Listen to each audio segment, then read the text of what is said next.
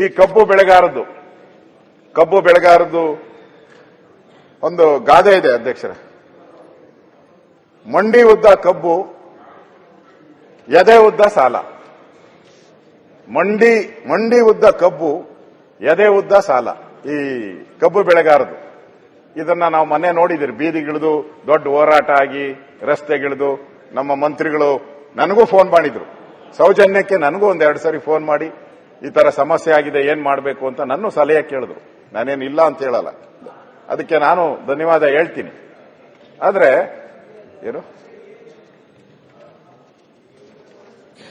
ತಮಗೂ ಗೊತ್ತಿದೆ, ಏನ್ ಕಬ್ಬಿಂದ ರೈತರಿಗೆ ಲಾಭ ಬರ್ತಾ ಇದೆ ಅಲ್ಲ, ಸರ್ಕಾರಕ್ಕೂ ಲಾಭ ಬರ್ತಾ ಇದೆ.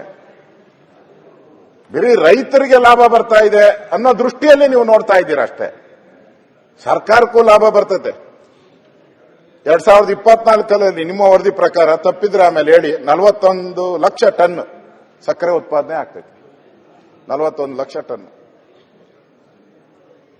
ಅಂದ್ರೆ ರಾಜ್ಯದಲ್ಲಿ ಒಟ್ಟು 81 ಕೈಗಾರಿಕೆಗಳು, ಕಬ್ಬಿನ ಕೈಗಾರಿಕೆಗಳು ಇದೆ. ಕರೆಕ್ಟ್ ಅಂತ ಅನ್ಸುತ್ತೆ. ಕಬ್ಬು ಬೆಳೆಯುವ ಪ್ರದೇಶ 9.81 ಲಕ್ಷ ಹೆಕ್ಟೇರ್ ಇಷ್ಟಿದೆ ಅಂತ ನೀವು ವರದಿ ಕೇಳಿದ್ದೀರ. ನಾನು ಅದನ್ನೇ ಹೇಳಿದ್ದೀನಿ. ಎಚ್ ಕೆ ಪಾಟೀಲ್ ಅವ್ರು ನಿಮ್ದೇನು ಫ್ಯಾಕ್ಟರಿ ಇದೆಯಾ? ಇಲ್ಲ. 81 ಇದೆ ಪಾಟೀಲ್ರ. ಈಗ 81. ಯಾರು ಬೇಜಾರು ಮಾಡ್ಕೊಂಬದ್, ನಂದು ಕಾರ್ಖಾನೆನೂ ಇಲ್ಲ, ನಾನು ಕಬ್ಬು ಬೆಳೆಯಲ್ಲ, ಎರಡೂ ಇಲ್ಲ. ನಾನು ಕಬ್ಬುನೂ ಇಲ್ಲ, ಕಾರ್ಖಾನೆನೂ ಇಲ್ಲ ನಂದು. 81 ಕಾರ್ಖಾನೆ ಇದೆ. ಲಾಸ್ ಆಗ್ತಾ ಇದೆ. ನಾನು ನೋಡಿದೆ ಪತ್ರಿಕೆಯಲ್ಲಿ, ನೆನ್ನೆನೂ ಕೂಡ ನನ್ನ ಹತ್ರ ಬಂದಿರು, ಲಾಸ್ ಆಗ್ತಾ ಇದೆ ಅಂತ.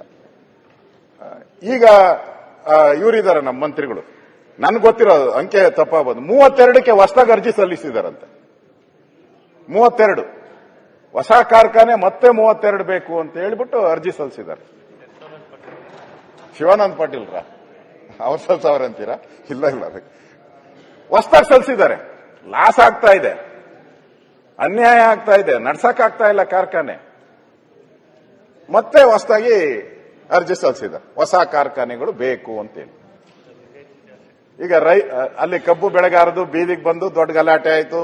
ಮಂತ್ರಿಗಳು ಹೋದ್ರು, ಒಂದೊಂದು ಜಿಲ್ಲೆಗೆ ಒಂದೊಂದು ರೇಟು ಫಿಕ್ಸ್ ಆಯಿತು. 3200 ಹಂಗೆಲ್ಲ ಫಿಕ್ಸ್ ಆಯಿತು. ಆಮೇಲೆ ಕೇಳಿದೆ ನಾನು, ಅಲ್ಲಿ ಇಳುವರಿ ಮೇಲೆ ಅದನ್ನ ಫಿಕ್ಸ್ ಮಾಡಿದಿರಿ, 1 ಟನ್ಗೆ ಎಷ್ಟು ಸಕ್ಕರೆ ಉತ್ಪಾದನೆ ಆಗುತ್ತೆ ಅದರ ಮೇಲೆ 9, 5%, 10%, 11% ಅದ್ರ ಉತ್ಪಾದನೆ ಮೇಲೆ ಮಾಡಿದ್ದೀನಿ ಅಂತ ಹೇಳ್ತಾ ಇದ್ದಾರೆ. ನಾನು ನೆನ್ನೆನೇ ಹೇಳಿದ್ದೀನಿ. ನಾನು ತಾವಿದ್ರೋ ಗೊತ್ತಿಲ್ಲ, ಕೋರ್ಟ್ ಆದೇಶ ಇದೆ. ನಾವು ಏನಾದರೂ ಹೆಚ್ಚುವರಿ ಕೊಡಬೇಕಾದ್ರೆ ಅದು ರಾಜ್ಯ ಸರ್ಕಾರದ ಜವಾಬ್ದಾರಿ ಅಂತ ಕೋರ್ಟ್ ಆರ್ಡರ್ ಮಾಡಿದೆ. UPA ವರ್ಸಸ್ ಒಬ್ಬ ಅಪ್ಲೈ ಮಾಡಿದವರ ವಿಚಾರವಾಗಿ ಆಗಿದೆ. ಅದನ್ನ ರಾಜ್ಯ ಸರ್ಕಾರ ಫಿಕ್ಸ್ ಮಾಡಬೇಕಾಯಿತು. ಇಲ್ಲಿ ನನಗೆ ಪ್ರಶ್ನೆ ಬರೋದು,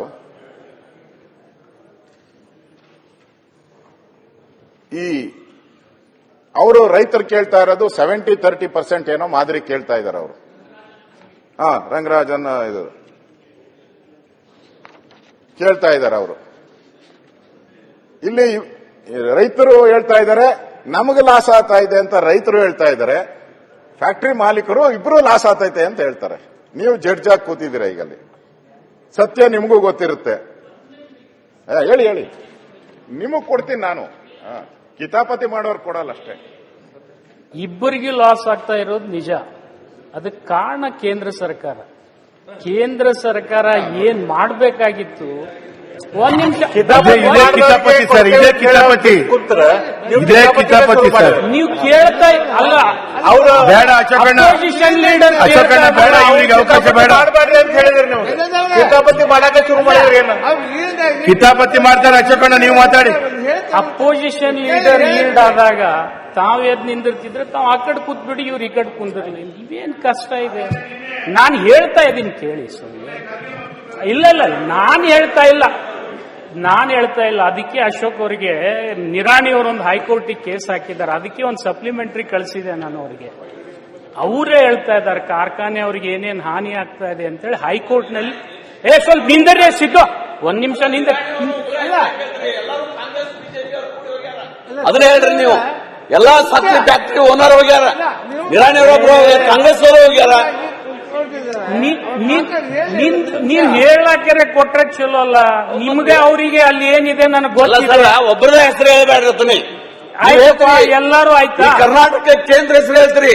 ಕೇಂದ್ರ ಇದು ಈ ರಾಜ್ಯ ಕೊಟ್ಟ ಕೊಡ್ತಾರೆ, FRP ಉತ್ತರ ಪ್ರದೇಶ ಕೊಡೋದೈತಿ, ಮಹಾರಾಷ್ಟ್ರ ಕೊಡೋದೈತಿ. ಅವ್ರು ಹೆಂಗ್ ಕೊಡಕ್ ರೇಟ್ ಸಾಧ್ಯ ಕದೆ, ಇವ್ರು ಯಾಕೆ ಕೊಡಂಗಿಲ್ಲ? ಸರ್ಕಾರಕ್ಕೆ ಅಲ್ಲಿ ಸ್ಥಳೀಯ ಸರ್ಕಾರ ಕೊಡ್ತಾರ. ಅದು ನಾನು ಹೇಳುವಾಗ ಹೇಳ್ತೀನಿ, ನೀವು ಕೂತ್ರೆ ನಾನು ಉತ್ತರ ಹೇಳ್ತೀನಿ. ಅಶೋಕಣ್ಣ ನೀವು ಮಾತಾಡೋಣ, ಅಶೋಕಣ್ಣ ಮಾತಾಡೋಣ. ಗೊತ್ತಿಲ್ಲ, ಒಂದ್ ನಿಮಿಷ. ಎಲ್ಲರೂ ಅಂತ ಹೇಳಿ ಇಲ್ಲ, ಎಲ್ಲರೂ ಅಂತ ಹೇಳಿ ಬಿಡೋಣ. ಸಿಸ್ಮಾದವ್ರು ಹೋಗಿದ್ದಾರೆ, ಸಿಸ್ಮಾದವ್ರ ಜೊತೆ ನಿರಾಣಿ ಮೇನ್ ಪಿಟಿಷನರ್. ಅದಕ್ಕೆ ಅವರಿಗೆ ಒಂದ್ ಸ್ವಲ್ಪ ವೈಯಕ್ತಿಕ ದ್ವೇಷನೂ ಇದೆ.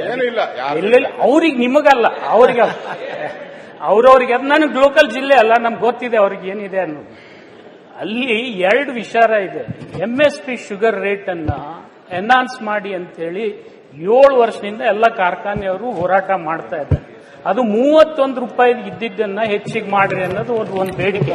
ಹೆಚ್ಚಿಗೆ ಮಾಡಿದ್ರೆ ನಾವು ರೈತರಿಗೆ ಸಹಾಯ ಮಾಡ್ಲಿಕ್ಕೆ ಆಗ್ತದೆ ಅಂತೇಳಿ ಅವರೊಂದು ಪಿಟಿಷನ್ ಅಲ್ಲೇ ಬರೆದಿದ್ದಾರೆ. ಅದು 31 ಇದ್ದಿದ್ದು ಯಾವ ಬೇಸಿಸ್ ಮೇಲೆ ನೀವು ಬೇರೆ ಮಾಡಬಹುದು ಅಂದ್ರೆ, ಕಮರ್ಷಿಯಲ್ಗೆ ಒಂದು ರೇಟ್ ಮಾಡಿ, ಡೊಮೆಸ್ಟಿಕ್ಗೆ ಒಂದು ರೇಟ್ ಮಾಡಿ.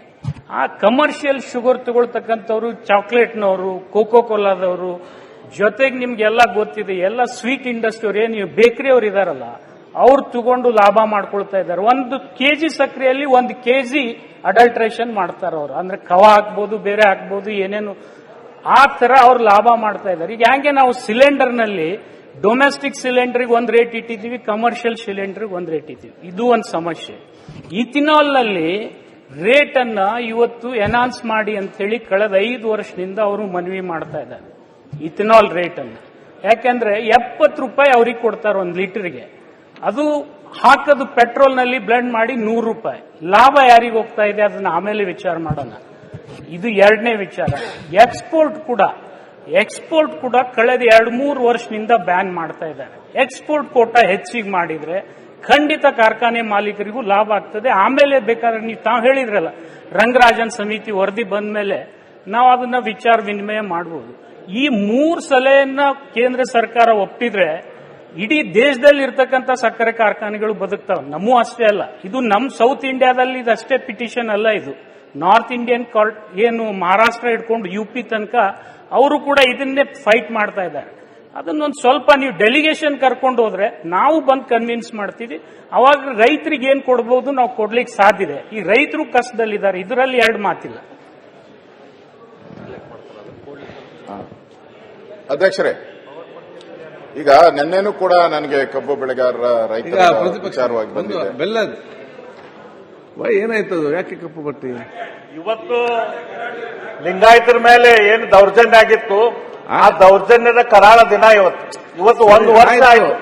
ಲಿಂಗಾಯತರ ಮೇಲೆ ದೌರ್ಜನ್ಯ ಆಗಿ ಅದ್ರ ಮೇಲೆ ಸರ್ಕಾರ ಒಂದು ವಿಚಾರಣಾ ಆಯೋಗ ಮಾಡಿತ್ತು. ಆಯ್ತು, ಈಗ ವಿಚಾರಣಾ ಆಯೋಗ ಮತ್ತೆ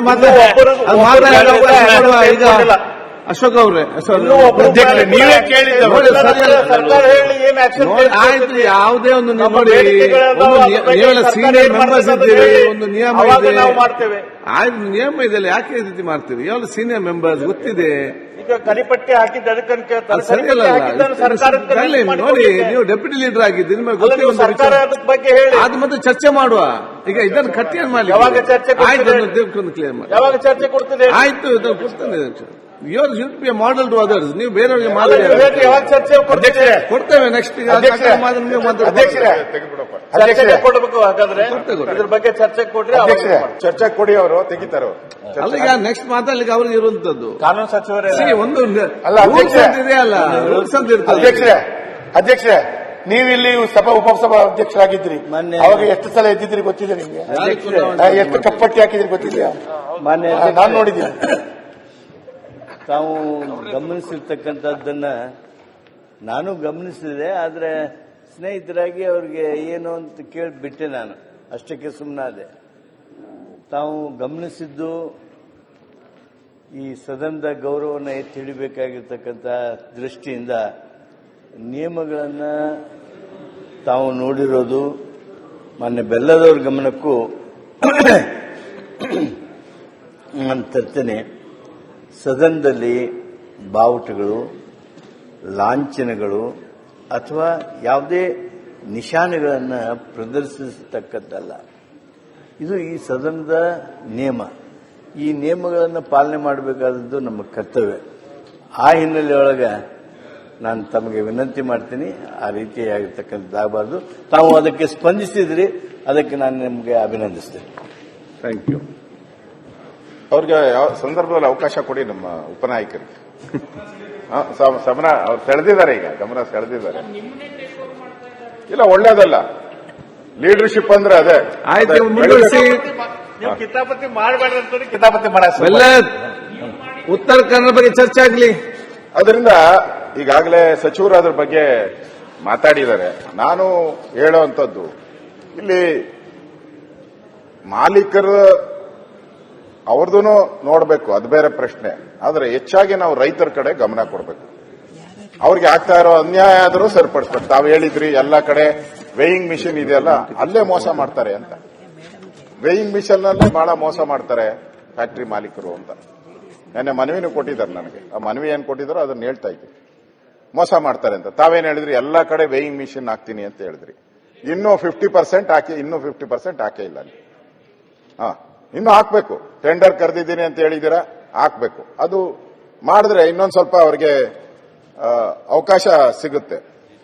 ಅದೇ ರೀತಿ ಇಲ್ಲಿ ಮಿಷನ್ ಕಟಾವ್ ಮೂಲಕ 6% ಏನೋ ಕಟ್ ಮಾಡ್ತಾ ಇದಾರಂತೆ. ಮಿಷನ್ ಕಟಾವ್ ಮಾಡಿದ್ರು, ಯಾಕಂದ್ರೆ ಮಿಷನ್ ಕಟಾವ್ ಮಾಡಿದ್ರೆ ಕ್ಲಿಯರ್ ಆಗಿ ಹೋಗುತ್ತೆ, ಅದು ಯಾವುದೂ ವೇಸ್ಟೇಜ್ ಬರಲ್ಲ. ಅಲ್ಲೂ 6% ಕಟ್ ಮಾಡ್ತಾ ಇದ್ದಾರೆ. ಅದ್ರ ಬಗ್ಗೆನೂ ಅವ್ರು ಮನವಿ ಕೊಟ್ಟಿದ್ದಾರೆ.